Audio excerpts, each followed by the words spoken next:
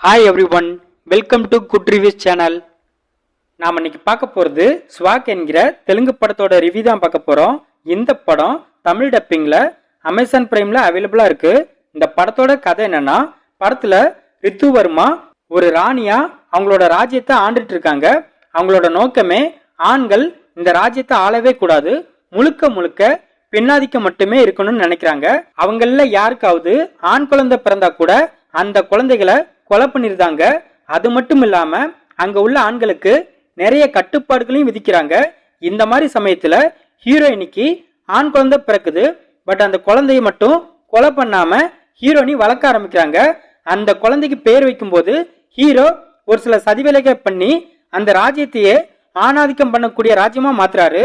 இதுக்கப்புறம் ரொம்ப வருஷம் கழிச்சு அந்த கஜானாவோட சொத்துக்கள் அந்தந்த வம்சாவளியை சேர்ந்தவங்களுக்கு பிரிச்சு கொடுக்க முடிவு பண்றாங்க.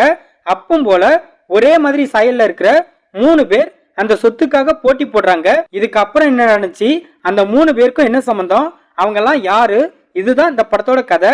இந்த படத்தோட பிளஸ், படத்தோட ஹீரோவான ஸ்ரீவிஷ்ணு பல கெட்டப்ல பல கதாபாத்திரத்துல அல்டிமேட்டா நடிச்சிருக்காரு.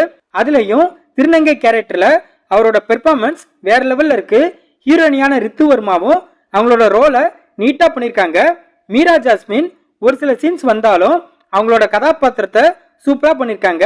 இதை தவிர படத்துல நடிச்ச எல்லாருமே எந்த குறையும் இல்லாம செமையா பெர்ஃபார்மன்ஸ் பண்ணிருக்காங்க. படத்துல 3வது பாலினம் பத்தி சொல்லியிருக்க மெசேஜ்லாம் நோட்டபிளா இருக்கு. அதாவது அவங்களும் மனுஷங்க தான், அவங்கள ஒதுக்கி வைக்காம சக மனுஷனா பாருங்க அப்படிங்கறத நல்லாவே படத்துல காட்டியிருக்காங்க. படத்துல மீரா ஜாஸ்மினுக்கு நிறைய தடவை கற்பம் கலைஞ்சுக்கிட்டே இருக்கும். அதுக்கான ரீசன் ரிவீல் ஆகிற சீன் நல்லா இருக்கு. படத்துல நிறைய பிளாஷ்பேக் சீன்ஸ் வரும், அதெல்லாம் இன்ட்ரெஸ்டிங்கா இருக்கு. அதுலயும் குறிப்பா ஒரு திருநங்கையோட பிளாஷ்பேக் போர்ஷன் ரொம்ப இன்ட்ரெஸ்டிங்கா இருக்கு. படத்தோட கிளைமேக்ஸ் ஓகேவா இருக்கு. படத்தோட பிஜிஎம் படத்துக்கு இன்னொரு பிளஸ்னே சொல்லலாம். அந்த அளவுக்கு பிஜிஎம் செம சூப்பரா இருக்கு. சினிமாட்டோகிராஃபி நல்லா இருக்கு.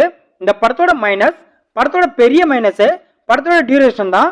படத்தை கிட்டத்தட்ட 2.5 மணி நேரத்துக்கு ஜவ்வால் தூச்சிருக்காங்க. படத்துல தேவையில்லாம நிறைய சீன்ஸை வச்சிருக்காங்க. குறிப்பா சொன்னா பிரசன்ட் லைஃப்ல ஹீரோவுக்கு ஒரு லவ் போர்ஷன் வச்சிருக்காங்க, அதெல்லாம் படத்துக்கு தேவையே இல்லை. அதே மாதிரி பிளாஷ்பேக் போர்ஷன்ல ஹீரோ வேட்டைக்கு போற மாதிரிலாம் காட்டியிருக்காங்க, அதுவுமே படத்துக்கு தேவையில்லை. படத்துல உள்ள ஒரு சில சீன்ஸ் நம்மளை ரொம்பவே கன்ஃபியூஸ் பண்ண வைக்குது. அதுலயும் ஹீரோ பல கதாபாத்திரத்தில் நடிச்சிருக்கிறதுனால அவர் தான் இவரா இல்ல இவர் வேற யாரான்னு தோணுது. படத்துல உள்ள சில சீன்ஸ் ரொம்ப போரிங்கா இருக்கு. படத்துல உள்ள காமெடிலாம் ஒர்க் அவுட்டே ஆகல. இந்த படத்தை காசித் கோலி டைரக்ட் பண்ணிருக்காரு. இந்த படத்துல ஸ்ரீவிஷ்ணு, ரித்து வர்மா, மீரா ஜாஸ்மின், சுனில் இன்னும் பலர் இந்த படத்துல நடிச்சிருக்காங்க. மொத்தத்தில் இந்த படத்தை பார்க்கலாமான்னு கேட்டா ஒரு ஆவரேஜான காமெடி த்ரில்லர் மூவி பார்க்க நினைக்கிறவங்க இந்த படத்தை பார்க்கலாம். இந்த படம் தமிழ் டப்பிங்ல அமேசான் பிரைம்ல அவைலபிளா இருக்கு. இந்த வீடியோ பிடிச்சிருந்தா லைக் பண்ணுங்க, ஷேர் பண்ணுங்க, சப்ஸ்கிரைப் பண்ணி சப்போர்ட் பண்ணுங்க. Thanks for all.